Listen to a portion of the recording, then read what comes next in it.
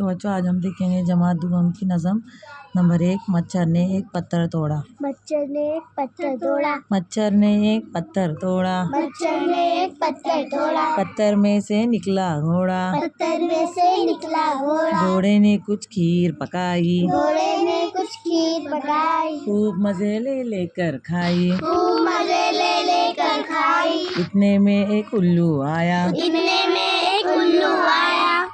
उल्लू ने ये खेल दिखाया। उल्लू ने ये खेल दिखाया। उसने अपनी मुट्ठी खोली। उसने अपनी मुट्ठी खोली। मुट्ठी में से निकली झोली। मुट्ठी में से निकली झोली। झोली में से निकली बिल्ली। झोली में से निकली बिल्ली। बिल्ली चलकर आई दिल्ली। दिल्ली चलकर आई दिल्ली। दिल्ली में कुछ मक्खन पाया। दिल्ली में कुछ मक्खन पाया। ये मक्खन मच्छर ने खाया। ये मक्खन मच्छर ने खाया। मच्छर ने फिर छुट्टी पाई। मच्छर ने फिर छुट्टी पाई। नैयर ने ये नज़म सुनाई। नैयर ने ये नज़म सुनाई। नहीं नहीं।